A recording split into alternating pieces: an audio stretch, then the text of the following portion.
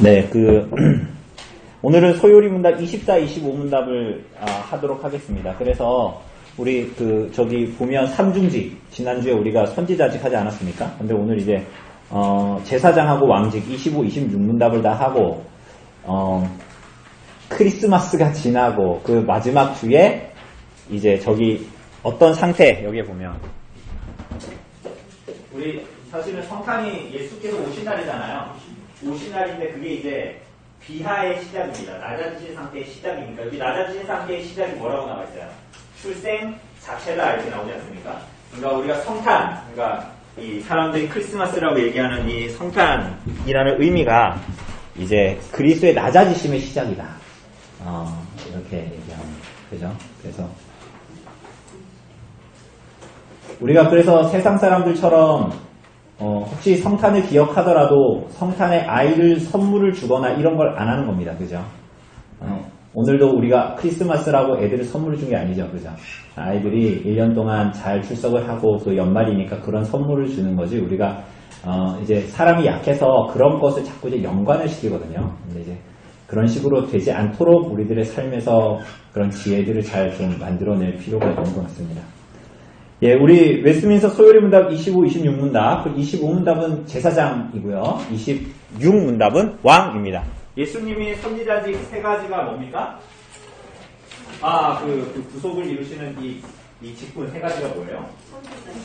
예, 선지자와 선지자와 제사장과 왕입니다. 그래서 이 내용들에 대해서 예수 그리스도가 어떻게 이 직분을 행하셨고, 그리고 우리는 그래서 그리스도인이라고 불리는데 이게 우리가 무슨 상관인가 하는 것은 오늘도 남은 종이가 있지만 그 뒷장에 지난주에 이어서 똑같이 하이델베르크 요리문답을 넣었습니다. 31문답, 32문답을. 그 하이델베르크 요리문답이 저는 이제 굉장히 문장 자체가 저는 우선 마음에 들지만 그 내용들을 풀어내는 방식도 굉장히 저는 좋다고 생각하는데, 그래서 그리스도와 그리스도인의 관계를 그 뒷장에 보면 나와 있죠? 맞죠? 그렇게 그걸로 잘 정리해 주시면 우선 될 것 같습니다. 자, 선지자는 우선은 25문답을 우선 읽고 시작하죠. 25문답. 예, 그리스도께서 제사장의 직분을 어떻게 수행하십니까? 그리스도께서는 하나님의 공의를 만족시키고 하나님과 우리를 화해시키기 위해서 자신을 단번에 희생제물로 드림으로, 그리고 우리를 위해 끊임없이 중보 우리를 하고 제사장의 직책을 수행하십니다. 네. 선지자는, 우리가 지난주에 봤던 선지자는 하나님의 말씀을 맡아서 하나님의 말씀을 백성들에게 증거하고 전달하는 역할을 했습니다. 그죠? 근데 우리가 이제 신년 성경 읽기 할 때 예레미야서를 볼 텐데, 예레미야가 하나님 말씀을 전하면 우리가 읽었지만 예레미야를 향해서 어떻게 했습니까? 사람들이? 그 예레미야의 말을 듣기를 싫어했잖아요. 그죠? 싫어했죠. 그 마찬가지. 그게 근데 구약의 선지자가 그랬고, 그리스도께서 선지자 직분으로 우리를 구원하셨을 때도 그랬습니다. 예수님 복음서에 보면 예수님께서 하나님 말씀을 전하는 거 사람들이 싫어했잖아요. 물론 택자들은 그걸 굉장히 좋아했죠. 근데 오늘 우리가 그리스도인이라고 불리는 우리는 그리스도 때문에 이 선지자의 직분을 감당하게 되죠. 그죠? 그래서 우리가 복음을 전하면 때로는 사람들에게 수치를 당할 수도 있고 모욕을 당할 수도 있지요. 근데 그거를 하나도 이상한 일 당하는 것처럼 생각하면 안 됩니다. 그리스도께서 우리를 구원하시기 위해서 그 수치를 당하신 것처럼 그리스도를 믿는 모든 자들이 자기를 부인하고 자기 십자가를 지고 그렇게 주님을 따르는 것이 너무나 당연한 거예요. 그죠? 어쨌거나 선지자는 하나님의 말씀을 맡아서 하나님의 말씀을 증거하고 전달하는 자입니다. 제사장은 뭐예요? 우선 제사장의 기본적인 직무는 뭡니까? 백성들을 위해서 예물과 속죄하는 제사를 하나님께 드리는 사람입니다. 그죠?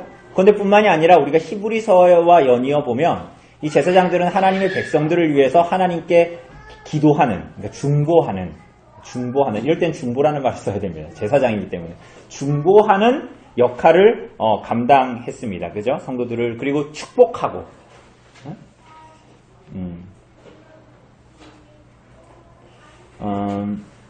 그래서 이제 하나님은 우선은 예물과 속죄하는 제사를 드려야 되니까 하나님께서 모세를 통해서 어떻게 제사를 드려야 하는가 이런 방법들을 다 가르쳐 주셨습니다. 제사를 드릴 때에 죽어지는 제물은 누구하고 동일시가 되는 거예요? 그 제사 자기의 죄 때문에 그러니까 이 죄 때문에 그 제물을 가지고 오는 사람과 동일시하는 것입니다. 그죠? 그래서 그 제사를 드리기 전에 그 동물에게 뭐 합니까? 제사장이랑 그 사람이 이렇게 안수해서 내 죄가 동물에게 전가되어지는 것을 이제 말합니다. 뿐만이 아니라 대제사장 모세의 형 누굽니까? 아론은 대속죄일에 이스라엘 전체의 불의와 죄 때문에 어떤 일을 하죠? 혹시 기억나세요? 레위기 16장에 나오는데 대속죄일에 하는 되게 특별한 일이 있습니다. 그게 뭐예요? 광야로 누구를 보내요? 염소를 내보내죠. 그걸 뭐라 그럽니까? 그러니까 아사셀 염소라. 처음 듣는 얘기처럼 표정을. 아사셀 염소를 광야로 보냅니다. 근데 그거는 뭘 얘기하는 거라 그랬습니까? 그러니까 모든 이스라엘의 모든 불의와 죄를 그 염소에게 안수를 하고 전가를 하고 이스라엘의 모든 죄를 대속죄일에 광야로 내보내면 어떻게 될까요? 당연히 그 염소는 죽겠죠. 그죠? 우리의 죄를 위해서 광야에 놓는 의식 그런 것들을 이제 했습니다. 그러니 여러분 생각해 보십시오. 그 우리가 동물을 죽인다고 얘기하니까 여러분 그 제사 그 성소에서 이 번제를 드리고 제사를 드릴 때 시육점에서 죽어있는 죽어있는 돼지나 이런 거를 갖고 아니 그 소나 이런 걸 갖고 왔겠습니까? 아니죠. 사내를 데리고 왔지 않았겠어요? 그럼 거기서 어떻게 되겠습니까? 그 성소에 가까워진다. 그럼 무슨 소리가 들리겠어요? 뭔 소리 들릴까요? 죽이는 소리가 들리겠죠. 동물들을 죽이는 소리가 막 들리고, 그죠? 피 비린내가 진동을 하겠죠. 그죠?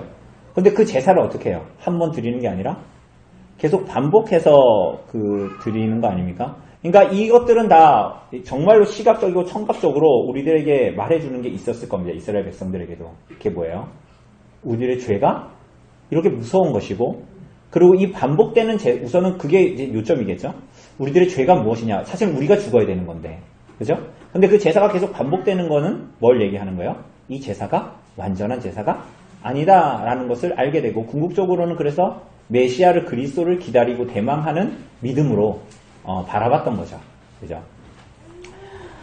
그래서 이렇게 아사셀 염소를 보내고 죽이기도 하고 다 이런 것들은 왜 하는 거예요? 우리 요리문답의 첫 번째 줄에 답에 뭐라고 나와 있어요? 그리스도께서는 하나님의 공의를 뭐 했다?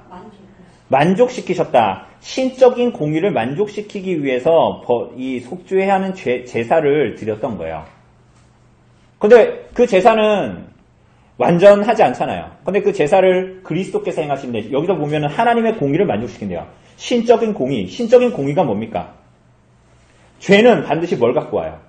죄에 대한 책임. 당연히 죄를 지면 죄에 대한 책임이 따를 거 아닙니까? 죄에 대한 책임을 가지고 옵니다. 그래서 어떻게 되는 거예요? 사실은 죄를 지은 사람이 그 죄책을 감당해야 자유가 되는 겁니다. 맞죠? 그러니까 하나님은 그래서 아담 안에서 우리들이 지은 죄값을 우리들에게 물으시는 거예요. 근데 그 값이 치러지는 것, 그게 뭐예요? 그 치러진 값을 원하시는 것, 그게 뭐예요? 하나님의 공의예요. 신적 공의를. 그러니까 여기서 보면 그리스도께서 하나님의 공의, 신적 공의를 만족시키기 위해서 오셨다라는 것은 바로 우리들의 죄에 대한 죄값을 받기 위해서 그리스도께서 오셨다.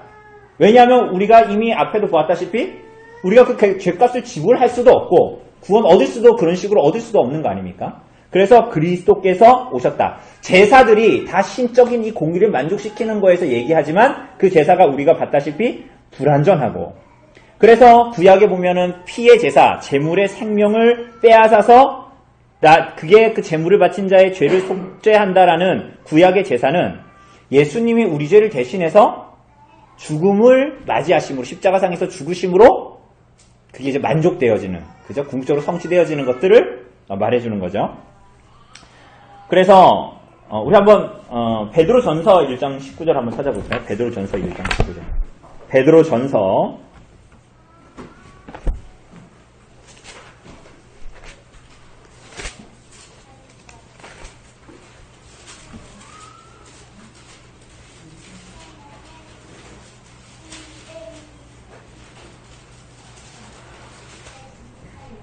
1장 19절을 보면 같이 읽어봅시다. 베드로 전서 1장 19절 시작. 오직 흠없고 점없는 어린 양 같은 그리스도의 보배로운 피로, 그쵸? 그러니까 흠없고 점없는 어린 양은 구약의 흠없는 제물, 구약에 당연히 하나님께 드리는 제물은 흠이 없고 점이 없어야 되는 거죠. 그죠? 그런데 이 제물들은 결국은 뭘 얘기하는 거예요?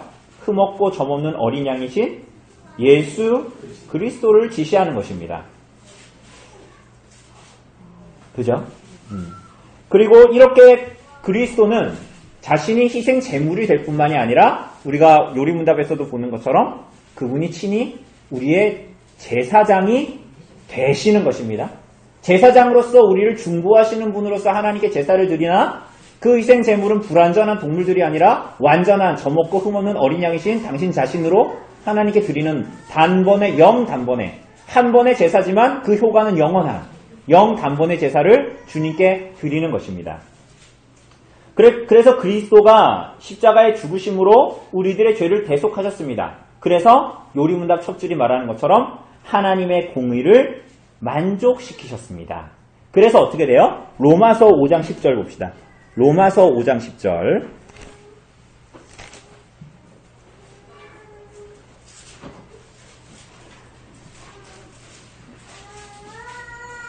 로마서 5장 10절. 읽어봅시다. 시작. 곧 우리가 원수되었을 때에 그의 아들의 죽으심으로 말미암아 하나님과 화목하게 되었은즉 화목하게 된 자로서는 더욱 그의 살아나심으로 말미암아 예수께서 우리를 위해 죽으셔서 하나님의 공의를 만족시키셨습니다. 그래서 하나님과 우리 사이에 불화하고 원수였지만 우리가 어떻게 되는 거예요? 화목하게 되는 것입니다. 우리가 전에도 얘기했지만 사실은 그 전에 유화가 있습니다. 유화. 하나님이 죄인에 대해서 진노하십니다. 그죠? 하나님이 죄인에 대해서 진노하십니다. 죄인에 대해서. 그래서 십자가의 그리스도께서 죽으심으로 말미암아 속죄되어지지만 사실은 그 전에 뭐가 있는 거예요? 그리스도의 속죄 제사 때문에 죄인들을 바라보면서 이 하나님의 진노가 누그러지는 것. 그걸 유화라 그럽니다.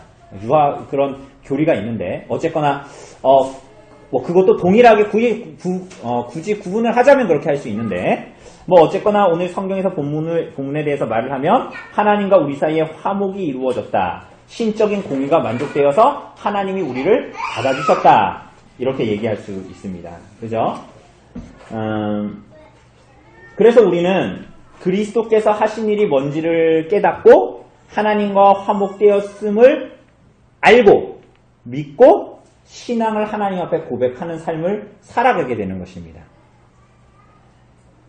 이게 너무나 당연한 얘기지만 우린 자꾸만 신앙생활을 하면서 자꾸 예수를 믿고 나서 그건 베이스로 깔고 그 다음에 내가 그 위에서 무언가를 해내야 된다. 이래야 하나님이 나를 받아주시는 것이다 라고 생각할 때가 많잖아요. 우린 교리적으로는 그게 아니라는 걸 알고 있지만 자꾸 우리들의 삶의 방향이나 마음들은 자꾸만 그런 식으로 발동이 되거든요. 그렇지가 않다라는 것입니다. 그죠? 그리스도로 말미암아서만 우리가 하나님께 받아들여지고 하나님과 화목되어진다라는 것이죠. 자, 그렇다면 지금 대속의 사역을 감당하신 그리스도께서는 지금 뭐 하고 계신다 그랬어요? 네, 우편 앉아서 쉬고 계십니까? 뭐 하세요? 그쵸? 예수님이 여러분과 저의 연약함을 아시죠? 그죠? 그러니까 조집사님의 연약함도 아시고 기현 형제의 연약함도 아시고 예리자매의 연약함도 하나님께서 예수께서 다 아시기 때문에 우리들의 부족과 죄까지도 예수님은 돕고 싶으신 거죠. 그죠? 그래서 예수님은 정말로 히브리서가 말하는 대로 우리와 똑같이 시험을 받으신 분으로서 죄는 없으시지만 시험을 받으신 분으로서 우리들의 연약을 동정하십니다. 그래서 예수님께서 뭐 하시는 거예요? 그분의 대속의 사역을 근거로 해서 하나님 앞에서 우리의 죄를 뭐 하시는 거예요? 검사합니까? 예수님이 검사예요? 변호사예요? 여러분들 막 고발해요, 예수님이? 제가 여러분들을 고발하잖아요. 뭐예요? 예수님이 우리의 변호사시죠. 우리의 죄를 하나님 앞에 변호하십니다. 그죠? 그리고 하나님이 우리를 위한 대언자가 되십니다. 요한일서도 그렇게 얘기합니다. 그런데 이단들은 신천지는 뭐라 그래요? 하나님의 대언자라고 얘기합니다. 그렇지 않아요? 예수님이 누구의 대언자예요? 우리의 대언자가 되십니다. 여러분 이게 놀라운 거예요. 이게 하나님의 아들이 하나님의 대변자라고 얘기하면 그게 하나님 그래 예수님 말씀 잘 들어야지 이렇게 될 것 같잖아요. 물론 그것도 물론 선지자 역할을 하시니까 계시를 열어주셔서 그렇게 자기의 말씀을 드러내시죠. 그렇지만 예수님은 지금 하나님 보좌 우편에서 여러분의 연약함과 죄를 불쌍히 여기시고 그래서 우리들의 대언자로서 그분이 계십니다. 중보사역이죠. 중보사역. 그래서 그분의 완전한 희생에 근거해서 이 제사장의 역할을 감당하십니다. 이게 근데 구약에 보면 대제사장이 하는 일과 굉장히 비슷한 겁니다. 대제사장이 먼저 놋제단에서 제물을 태웁니다. 그리고 나서 번제단이가 태우니까 불붙은 숯이 있을 거 아닙니까? 번제로 제사를 드리고 나서 그 불붙은 숯으로 뭘 합니까? 성소 안에 뭐가 있어요? 금단의 향을 피웁니다. 레위기 16장 12절 같은 데 보면 그런 게 나와요. 그 불붙은 불붙은 그 숯으로 번제를 드릴 때 불붙은 숯으로 가지고 금단의 향로를 피웁니다. 그죠? 근데 그것은 성도들의 기도다라고 우리가 흔히 성막을 설명할 때 그렇게 설명을 하는데 사실은 그 이전에 우리들의 기도를 받으시려면 어떻게 되는 거예요? 그리스도의 중보가 있어야 되는 거지 않습니까? 그러니까 예수님이 그 놋제단에서 대제사장들이 제물을 불태워 드리는 거 그건 뭐예요? 예수님이 우리를 위해서 십자가에 달려 죽으시는 대속의 사건입니다. 근데 그것으로 끝나지 않고 그 제단의 숯불로 뭘 한다고요? 성소 안으로 들어가서 뭘 한다고요? 그걸로 향을 태우죠. 근데 그 향은 뭐예요? 그리스도의 우리를 향한 중보. 그래서 그리스도께서 하시는 대속의 사건과 그분의 중보는 하나인 동시에 또 구분하여 생각해 볼 수 있는 거예요. 이런 면에서 대제사장이 제물을 드렸고 그 숯으로 향을 태운 것처럼 그리스도께서 우리를 위해서 죽으셨고 그분은 오늘도 살아계셔서 기도하시고 우리를 위해서 중보하신다라는 것입니다. 그러니까 이것도 순서를 바꾸면 돼야 안 돼요? 안 돼요. 그리스도의 이 우리를 위해서 강구하심은 뭐에 근거한 겁니까? 철저히 십자가의 대속의 사건, 희생의 제사에 근거한 것입니다. 그래서 예수님은 지상에서는 희생제물로 자신을 드리셨고 천상에서는 뭐 하고 계신 거예요? 그 대속사역에 근거한 중보사역을 감당하고 계신 것입니다. 그래서 예수님은 지금도 우리를 위해서 뭐 하시는 거예요? 강구하십니다. 그러니까 여러분들을 정죄할 수 있는 존재는 있을까요? 없을까요? 여러분 긴가민가 하시면 안 됩니다. 여러분들을 정죄할 자들이 없어요.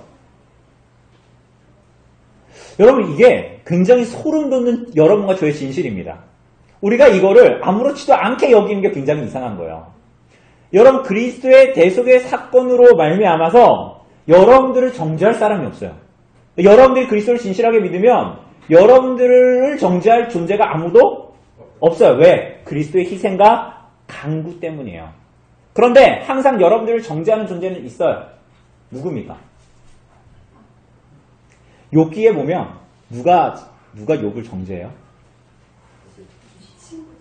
친구들 전에 사단이 정죄하잖아요. 거기 보면 이러잖아요. 하나님이 저 욥 봤냐? 저 진짜 나를 이렇게 저렇게 사랑하고 섬기고 나를 기쁘게 나에게 영광 돌리는 저 욥의 삶도 다 보고 왔니? 그러니까 뭐라 그래요? 사탄이. 제가 뭐 때문에 그런다고? 하나님이 걔 욥 먹고 살만하게 해주니까 제가 지금 하나님 사랑하는 거죠. 그냥 한 뺏어보세요. 제가 하나님 계속 사랑하나? 이렇게 하는 거잖아요. 그러니까 욥은 계속 이 욥을 계속적으로 고발하는 존재는 뭐예요? 사단이 계속 그렇게 정죄를 합니다. 그래서 계시록에 보면 계시록 12장 같은 데 보면 우리가 이미 봤지만 하나님 앞에서 우리 형제들을 성도들을 고발하던 자, 고소하던 자가 쫓겨납니다. 계시록에 보면 나중에 될 일들이잖아요. 그죠? 쫓겨나면 사탄이 쫓겨나는 거야. 그거를 우리가 계시록 보면서 여러분 기억나십니까? 계시록을 볼 때 우리가 구약의 예언서를 같이 봤던 게 있어요. 그게 뭐예요? 이걸 기억하시면 제가 연말 선물을 드릴게요. 네? 네? 안 계셨잖아요. 스가랴서 3장에 보면 여호수아가 나오고, 그 여호수아는 구약의 여호수아가 아니죠. 그 여호수아가 나오고 더러운 옷이 벗겨지고, 그죠? 새 옷을 입히시고 아름다운 옷을 입히시겠다라고 얘기하죠. 여호수아의 죄악을 다 씻으시겠다, 뭐 이런 식으로 얘기하잖아요. 그러니까 그거를 이제 계속 정죄하는 거예요. 누가? 사탄은 계속 우리를 정죄하는 거예요. 그렇게 제가 더러운 옷을 입고 하나님 백성인데 여전히 불순종에 있고 막 그걸 정죄하잖아요. 그런데 예수님께서 하나님 앞에 중보자로 나서서, 변호사로 나서서 뭐 어떻게 하시는 거예요? 내가 저의 죄를 다 갚았습니다. 내가 저들의 죄를 다 씻었습니다.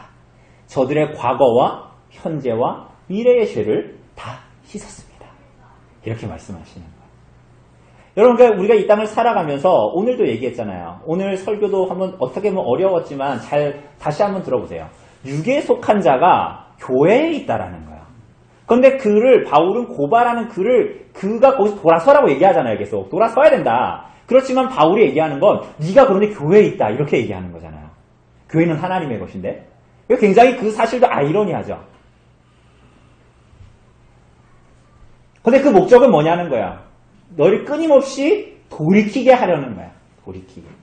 그러니까 그리스도께서 우리를 위해 죽으시고 현재와 과거의 미래의 죄를 다 속했으니까 나는 죄를 지어야지가 아니라 거기로 가지 않게 되는 하나님의 자비와 은혜를 경험하게 되는 것입니다.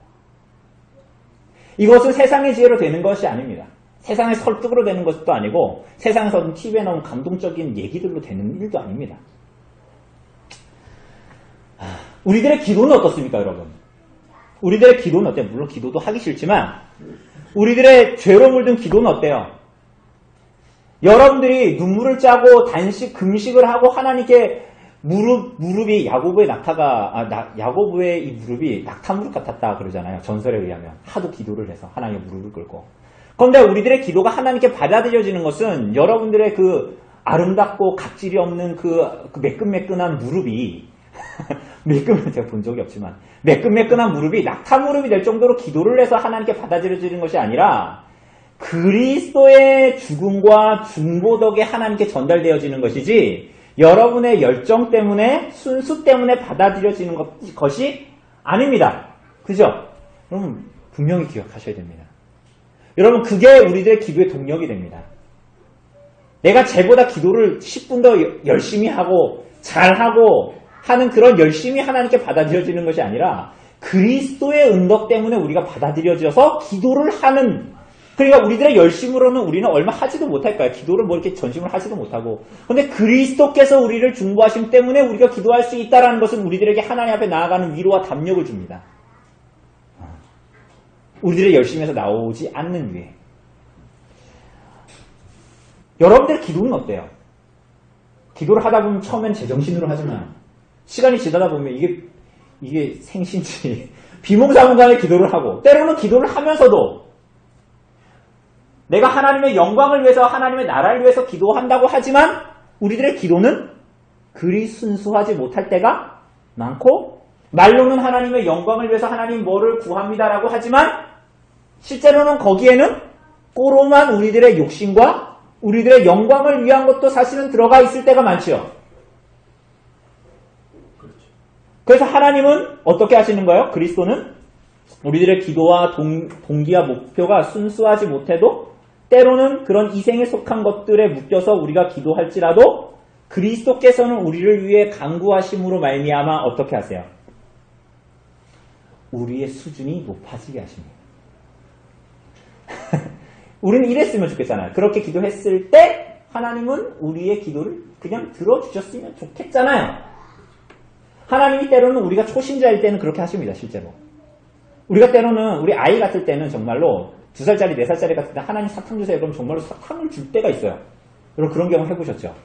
우리가 초신자일 때는 말도 안 되는 기도를 했는데 하나님이 그걸 정말 하나님 옆에 계신 것처럼 딱 주실 때가 있어요. 막 놀라. 우리 하나님이 정말 계시는구나. 근데 시간이 지날수록 어때요? 교회에 들어오고 교회에 오래 있으면서 온갖 시련과 고난을 당하면서 이렇게 기도를 하긴 하는데 시편에 나온 기도처럼 기도가 돼요. 어떻게? 하나님 쟤는 대체 나를 왜 이렇게 괴롭히는 걸까요? 하나님 인생이 정말 고단하네요. 하나님 정말 계시기는 한 건가요? 이런 기도가 절로 나옵니다. 왜 그렇게 하실까요? 하나님이 우리를 성장시키시는 거예요. 거룩한 기도의 제목으로 나아가게 하시는 거예요. 기도할 때 아무렇지 않은 것처럼 기도하지 마세요. 여러분들 아무렇지 않지 않잖아요. 하나님 앞에 괜히 감사하지도 않으면서 하나님 감사합니다 이렇게 하지 말라고요. 여러분 사실은 왜 하나님 내 삶은 왜 이럴까요? 하나님 나는 왜 쟤를 위해서 맨날 양보해야 되죠? 막 이런 게 여러분 속마음이잖아요. 하나님 정말 짜증나요. 내가 쟤한테 해주는데도 쟤는 사람이 변하지를 않네요. 내가 쟤한테 얼마나 해줬는데 저 남편 내가 저렇게 저 아내 그렇게 내가 결혼해줬는데 쟤는 나랑 내가 같이 살면서 얼마나 참아준지도 못하고 여전히 그러네요? 이게 우리들의 속마음이잖아요. 그런데 그걸 숨기고 하나님 남편을 주셔서 감사합니다. 이런 기도 하지 말라고요. 그게 사실이 아니잖아요. 여러분의 속마음은. 하나님께 토로하시는 거예요. 하나님께 토로하면 하나님께서 그걸 받아주시는 거예요. 우리들의 기도가 하나님 앞에 성숙하게 하는 거예요. 어떻게? 그리스도에서 중보하심으로 이생의 자랑의 기도까지도 하나님께 드려진다. 램프의 진이처럼 그렇게 되는 게 아니란 말이에요. 그래서 우리가 기도의 자리가 어려워도 그리스도의 공로 때문에 기도할 수 있는 거야. 그 소망이 있기 때문에. 그게 없으면 맨날 기도해도 안 되고 맨날 저 불교 저 산에 가면은 돌 쌓는 것처럼 그렇게 맨날 기도해도 기도가 안 드려지는데 뭘 기도를 해야 되나? 이런 마음이 자꾸만 드는 거예요. 우리 눈이 그리스도에게 속해 있지 않다면, 우리의 제사장이신 중보자이신 그리스도께 눈이 속해 있지 않다면 자꾸만 이런 식으로 하는 거예요. 뿐만이 아니라 여러분 그리스도께서 우리를 위해서 중보하십니다. 그렇게 여러분 믿으세요? 별로 안 믿으시네요. 근데 여러분들이 그래서 오늘부터 내일부터 일상생활을 살잖아요. 직장에서 가정에서. 별일 없는 일상을 살고 별 생각 없이 하루하루 살아가지만 여러분의 삶과 일상이 그냥 되어지는 일이 아니다라는 걸 기억하는 게 중요합니다. 여러분이 오늘 숨을 쉬고 그 일을 내가 맡겨진 일을 열심히 했기 때문에 그냥 하루를 잘 보내고 일주일을 잘 보냈다라고 생각하지만 여러분의 별 생각 없이 지내는 일상이 하루를 끝내고 저녁에 들어와 가족들과 함께 모여 앉아 있을 수 있는 거 뭐 때문이에요? 그리스도께서 하신 일과 그분이 오늘도 우리를 위해서 중보하신 것 때문에 하루를 보내는 거예요.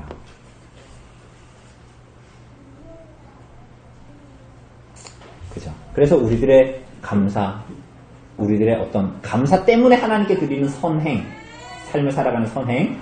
그런데 그 이전에 뭐가 있는 거예요? 그리스도의 우리를 사랑하심과 그리스도의 여러분과 저를 향한 열심과 그리스도의 여러분과 저를 향한 중보, 기도가 있는 것입니다. 그러니까 여러분 우리는 죽을 때까지 은혜 위에 사는 거야.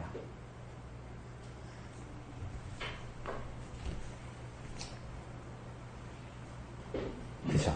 그러니까 여러분 신자가 죄를 지으면 여러분 죄 지으면 마음이 어때요? 죄 짓고 나면 여러분 죄 지으면 지옥 갑니까? 여러분들 말이에요. 여러분들 세상 사람들 말고 여러분들 죄 지으면 지옥 갑니까? 그렇죠? 아닙니다. 전에도 얘기했잖아요. 우린 지옥과 미천이 떨어져 버린 사람들이라고 그랬잖아요. 그러니까 그러니까 그런 자들은 회개도 율법적인 회개가 되어서는 안 됩니다. 회개 안 하면 지옥 가는 거기 때문에 회개하는 게 아니죠. 누가 우리의 죄를 다 해결해 주셨다 그랬어요? 예수께서 우리들 죄를 다 해결해 주셨고 그리스도의 대속의 사건을 깨달은 자들은 자신의 죄를 지은 것 때문에 두려워하는 것이 아니라 슬퍼하게 된다 그랬어요. 그죠? 왜 슬퍼합니까? 왜 슬퍼해요? 왜 슬퍼해요? 여러분들이 이렇게 구원해 주신 하나님을 슬프게 했기 때문에 슬픈 거예요. 그러니까 죄를 지은 것이 내가 더 이상 죄를 지어서 지옥 갈까봐 두려운 게 아니에요. 우리는 이제 그리스도의 은혜로 구원을 받았는데 우리가 죄를 지으면 여러분들의 마음에 나타나는 반응은 나 죄 지었는데 저 길 가다가 넘어져가지고 발목이 확 나가면 어떡하지? 이런 게 아니에요. 이제 우리들은 은혜 위에 사는 사람들이기 때문에 우리가 죄를 지었을 때 진짜 죄를 지었을 때 하나님을 슬프게 했다는 것 때문에 우리들의 마음이 슬퍼야 되는 것입니다. 그래서 죄 짓는 것을 두려워하고 싫어하는 거예요. 하나님을 두려워하는 게 아니라 죄 짓는 것을 그래서 두려워하고 싫어하게 되는 거죠. 하나님을 슬퍼하게 하는 게 싫기 때문에. 하나님을 두려워하는 게 아니라 죄 짓는 것을 두려워하는 것입니다. 그래서 그래서 예수님은 오늘도 우리를 위해서 기도하십니다. 죄와 싸우는 삶을 지속할 수 있도록. 그래서 하나님을 기뻐하는 삶을 살 수 있도록 이제 니네가 해봐. 시작! 이 아니라 오늘도 우리들을 도우시는 거예요. 죄와 싸울 수 있도록 기뻐하는 삶을, 하나님을 기뻐하는 삶을 살아갈 수 있도록 말이죠. 매우 중요한 겁니다. 자, 그리고 우리 짧게 해봅시다. 짧게. 우리 왕직에 대해서 이제 하나 더 해봅시다. 26문답입니다. 60분 안에 끝낼게요. 그리스도께서 왕의 직분을 어떻게 수행하십니까?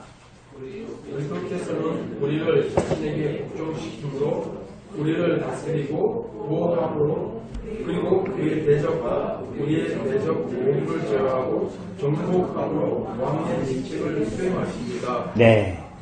여러분, 이스라엘의 왕들은 대부분 실패했습니다. 그죠? 이 사람들은 하나님 말씀대로 행하지도 않았고, 예레미야서에 보면 회개하지도 않았고, 심지어는 하나님의 말씀을 계속 주어도 선지자의 말을 듣지도 않았고, 결국은 망했고, 망할 때까지도 말씀을 안 들었고, 이렇게 되는 거예요. 이 일들을 통해서 하나님은 뭘 나타내시는 거예요? 너희를 정말 회복시킬, 구원할 왕중왕이 나타난다. 그 왕중왕이 누군 거예요?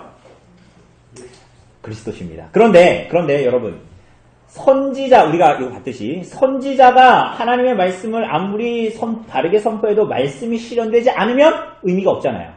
제사장이 아무리 계속의 사역을 한다고 해도 그가 예수께서 우리의 죄인을 위해서 피를 흘리셨어도 그가 죽음의 권세를 깨뜨리지 못하면 그것은 큰 의미가 없거든요. 부활이 없다면.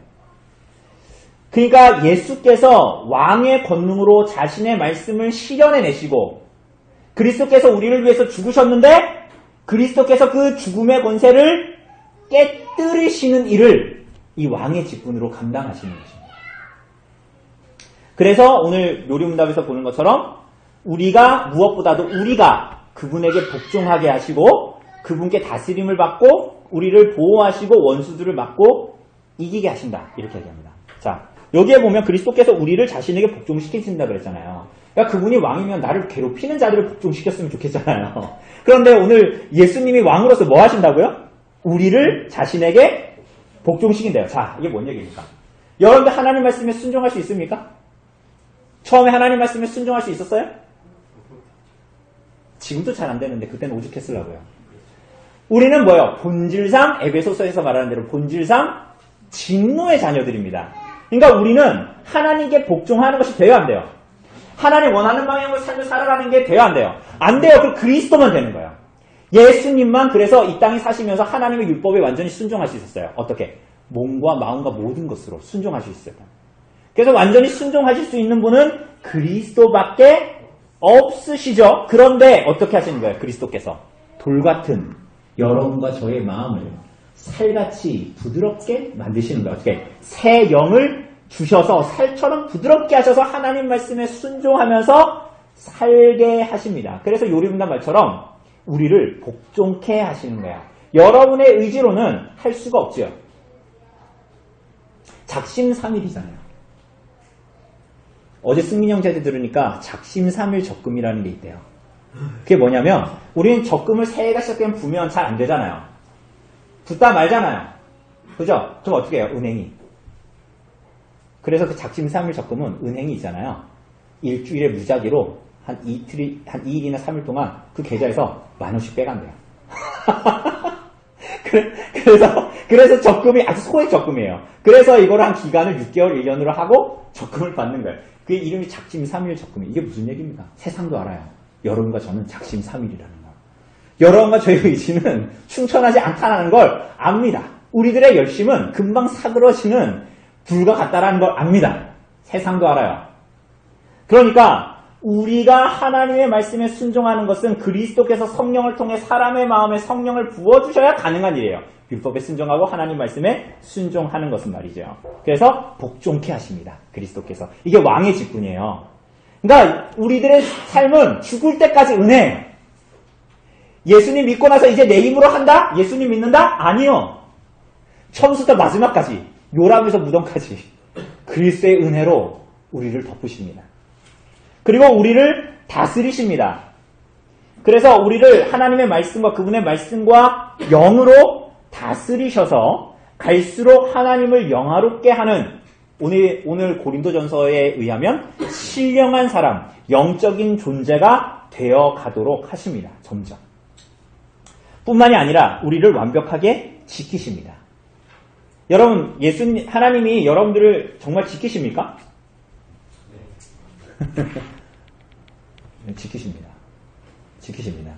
믿으셔야 됩니다. 여러분, 시편 121편 볼까요? 우리가 많이 아는 겁니다. 시편 121편. 왜 우리 복음송 있잖아요. 뭐예요? 그렇죠. 하나님은 너를 지키시는 자, 너의 환난을 명쾌하시니 낮의 해와 밤의 달도. 예, 시편 121편. 뭐라 그래요? 내가 산을 향하여 눈을 들리라. 나의 도움이 어디서 올까? 나의 도움은 천지를 지으신 여호와에게서로다. 이거 124편에도 나오죠? 뭐라 그래요? 여호와께서 너를 실족하지 않게 하시며 너를 지키시는 자가 졸지도 않아요. 그분은 졸지도 않아요. 우린 자꾸 꼭 졸잖아요. 졸지도 않아요. 이스라엘을 지키시는 이는 졸지도 주무시지도 않아요. 하나님은 너를 지키시는 자인데 네 오른편에 그늘이 되셔서 낮에 해가 너를 상하게 하지도 못하고 밤에 달도 너를 해치 못해. 우리 고대 근동, 우리 신방할 때 이 말씀 다뤘는데 이 고대 근동의 사람들은 밤에 이 달이 비추면 사람들을 병들게 한다라고 생각했던 사람들이 있었나 봐요. 고대 근동의 문화 안에서. 그런데 그것마저도 너를 해하지 못한다는 거야. 그러니까 우리가 세상을 살아가면서 그런 얘기 되게 많이 듣잖아요. 아, 이러면 어떠지? 아, 저러면 어떠지? 저런 일이 나한테 생기면 어떠지? 이런 일이 나한테 생기면 어떠지? 뭐 이런 생각을 하잖아요. 그런데 뭐라 그래? 낮의 해와 밤의 달도 너를 상치 못해. 너는 내 손에 있는 양이지. 나는 너의 목자고 내가 너를 죽을 때까지 지키는 거야. 내가 너를 죽을 때까지 인도하는 거야. 그래서 여호와께서 너를 지켜 모든 환난을 명쾌하시고 네 영혼을 지키시리로다. 여호와께서 너의 출입을 들어가고 나가는 것까지 너의 마지막까지 지금부터 영원까지 지킨다. 누가? 하나님께서 예수 그리스도로 말하면 왕의 직분이 바로 그걸 얘기하는 거예요. 그렇게 그리스도께서 왕이시라는 것은 이런 걸 말하는 겁니다. 그런데 그리스도께서 만왕의 왕이시기 때문에 그 왕을 꺾을 수 있는 존재는 이 땅에 아무도 없다라는 게 중요한 거예요. 여러분들의 직장의 상사도, 여러분들을 압박하는 그 누구도, 여러분들의 목줄과 돈줄을 잡고 있는 그 누구도 여러분들을 해하지 못합니다.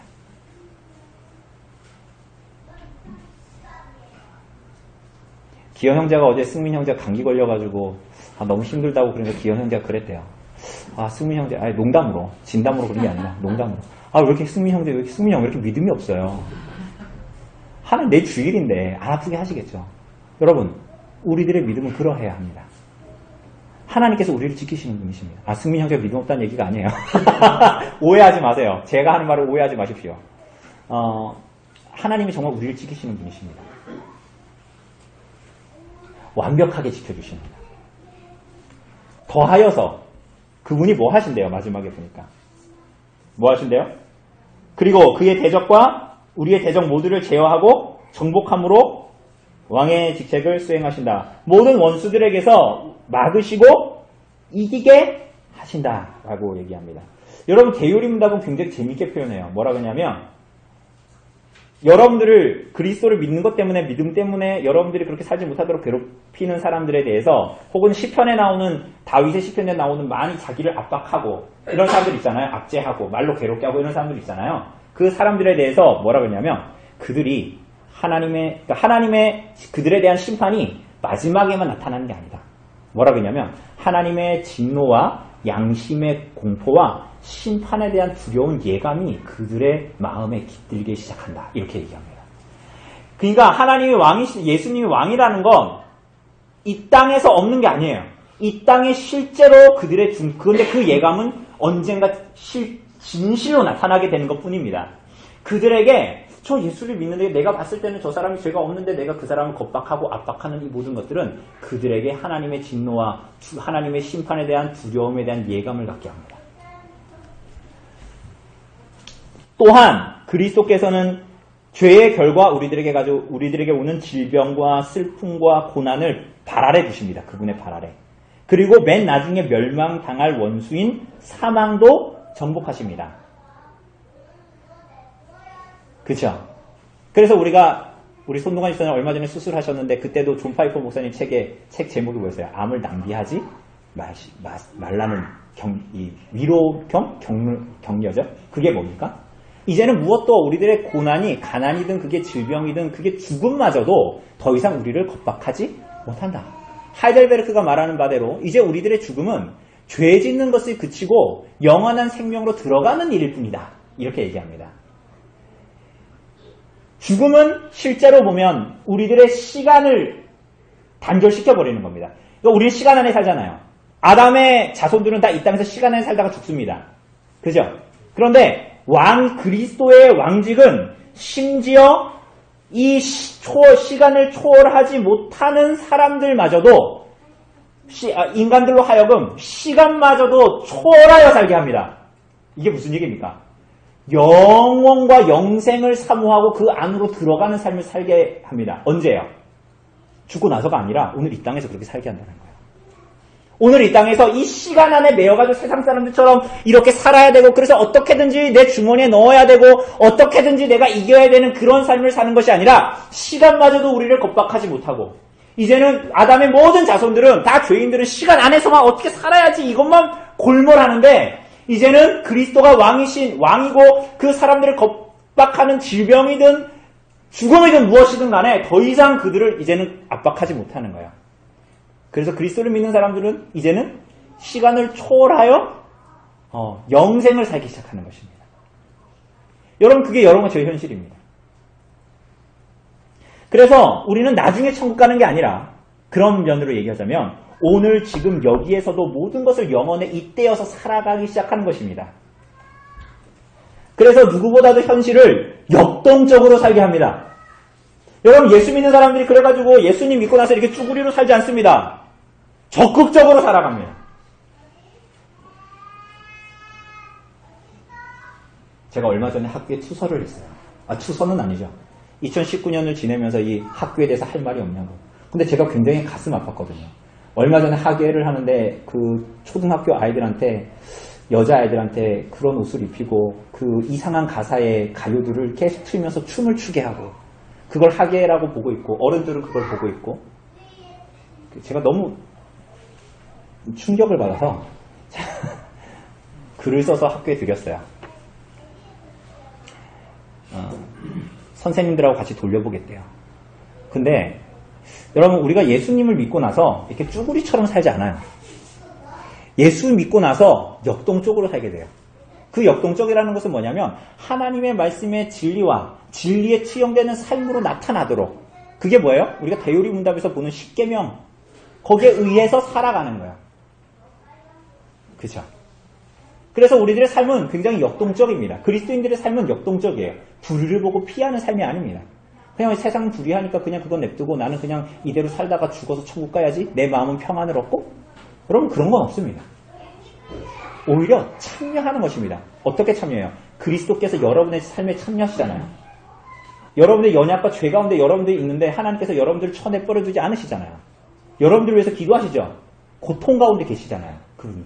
십자가에 다시 달리신다는 것이 아니라 여러분을 체휼하시잖아요. 마찬가지입니다. 우리가 그리스도의 선지자와 왕직은 우리들을 그렇게 살게 합니다. 이 세상에서. 그래서 오늘 이 땅에서 하나님의 백성으로 정말로 살게 합니다. 예수 믿고 내가 이제 병안 걸리고 부자 되고 잘 살고 남부러울 거 없이 그렇게 살면서 여러분 그런 삶이 신자의 삶이 아닙니다. 그래서 요리문답이 하이델베르크 요리문답은 그래서 이 세상에 사는 동안 자유롭고 선한 양심으로 죄와 마귀에 대항하여 싸운다 이렇게 얘기합니다.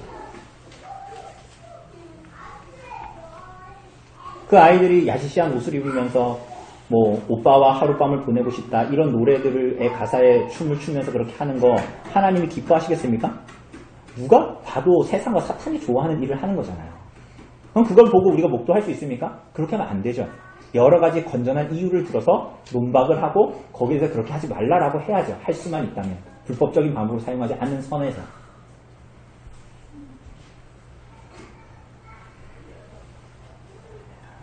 자, 이런 그리스도의 통치는 교회를 통해서 보이는 형태로 나타납니다. 그죠? 우리가 사역자들을 임명하고 계명과 권징의 수단을 줘서 교회를 다스리시는 일로 우리가 선지자, 제사장, 왕직에 교회를 그렇게 이루게 하시는 일들 나타납니다. 그래서 교회의 직분을 뭐라 그래요? 뭐라 그래요? 항존직이라 그러죠? 왜 항존직이라 그래요? 한 번 해병은 영원한 해병인 것처럼 한 번 장로는 영원한 장로고 한 번 집사는 죽을 때까지 집사라서 그래요? 여러분 한 번 해병은 영원한 해병 이런 건 교회에는 없습니다. 저희가 목사 은퇴하면 저를 성도라고 부르면 됩니다. 한 번 장로가 일신상에 문제가 있어서 그 일들을 더 이상 못하면 그거를 그냥 가볍게 내려놓고 성도로 살아가면 됩니다. 다만 항존직이라는 건 뭐예요? 교회는 항상 그 직분이 있다. 왜? 그리스도께서 선지자와 제사장과 왕의 직분을 행하셨기 때문에 그분의 교회는 반드시 이 직분을 수행하는 자들이 거기에 나타나야 한다라는 것을 얘기하죠. 그럼 우리가 이걸 인정한다면 뭐예요? 그리스도께서 교회에 세우신 직분에 대해서 권위를 인정하고 순종하는 것이 너무나 당연하겠죠. 그런데 오늘날 우리가 살아가는 시대는 어떤 시대입니까? 부모의 권위도 인정하지 않는 시대잖아요. 권위를 인정하지 않는 시대잖아요. 그죠? 그러나 우리는 세상과 같지 아니하고 우리가 5계명에서 보는 것처럼 내 부모를 공경하라. 우리 여기에 계속 나오죠? 지금 루터의 요리문답. 그래서 권위를 인정하고 받아들이는 자로 이 땅을 살아가게 되는 것입니다. 그리스도의 다스리심을 우리가 일반적으로 경험할 때는 아주 가깝게는 여러분들이 성경 읽으면서 하나님 말씀을 읽고 말씀을 실천했을 때 내가 세상이 주지 못하는 기쁨을 경험하고 하나님께서 나를 다스리시는구나 라고 생각하죠. 그러나 그것도 중요합니다. 그런데 거기에는 약간 함정이 있습니다. 그게 뭐예요? 사람들은 자꾸만 성경 말씀을 읽고 어떻게 하고 싶어요? 그 적용과 확신을 자기 위주로 자꾸만 하고 싶어지는 거예요. 그죠? 왜 그래요? 자꾸 우리들에게는 죄로 인한 한계들이 자꾸만 우리 안에 있기 때문이에요. 그럼 그럴 때는 어떻게 해야 될까요? 여러분 유치한 예지만 이런 거예요. 여러분 하나님 사랑하십니까? 아멘 하지 말고 사랑하시면 사랑하신다고 합니다. 사랑해요. 사랑하시죠? 그러면 여러분 추수를 했어요. 그럼 이쁜 감이 하나 달렸네? 이거 먹어보니까 그 감나무의 감이 너무 맛있어. 가지고 이거 감 따가지고 하나님께 드려야지. 하나님도 드시게? 맞아요, 안 맞아요? 하나님이 드십니까? 감을 드리면? 그러니까 우리들의 확신과 우리들의 적용은 이렇게 유약할 때가 굉장히 많습니다. 그 마음은 좋아도 그 적용과 확신이 벗어날 때가 굉장히 많아요. 그래서 어떻게 해야 되는 거예요? 그래서 어떻게 되는 거예요? 설교를 듣고 교회의 지도자나 리더들의 지도를 받아 가르침을 받아 성경을 읽고 설교를 듣고 그 지도를 따라 삶을 살아가는 것이 중요하죠. 그런 면에서 보면 뭐가 중요해요? 성도의 교제가 중요한 것입니다. 그죠? 왜? 그러니까 이것은 다 5계명하고도 관계가 되는 거야. 순종하는 거. 권면을 듣고 자기를 낮추고 순종하는 거. 여러분 근데 이게 쉬워요, 어려워요? 어렵죠? 내 마음대로 하고 싶잖아요. 받아들이기 싫고 원래 순종은 내가 싫은 걸 하는 거예요. 여러분 그게 순종입니다. 내가 하기 싫은 걸 하는 게 사실은 순종이에요. 그리스도가 정말 우리들의 왕이시라면 그리고 여러분들이 저분을 왕으로 모신다라는 것이 여러분들 신앙 안에서 심령 안에서 거짓말이 아니라면 우리들의 결론은 분명하게 너무 분명하고 자명합니다. 그죠? 네. 그만하라고 지금 심화롭다. 네.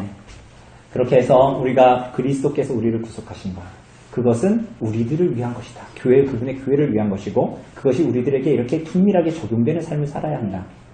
그죠? 그리고 우리들에게 이것이 긴밀하게 적용되어지는 삶은 결론적으로 오늘 오전에 본 대로 자기를 부인하고 자기 십자가를 지고 교회를 이루고 교회 안에서 자기가 깎아내려지고 이런 경험들을 통해서 더 깊어지고 성숙해가는 일들.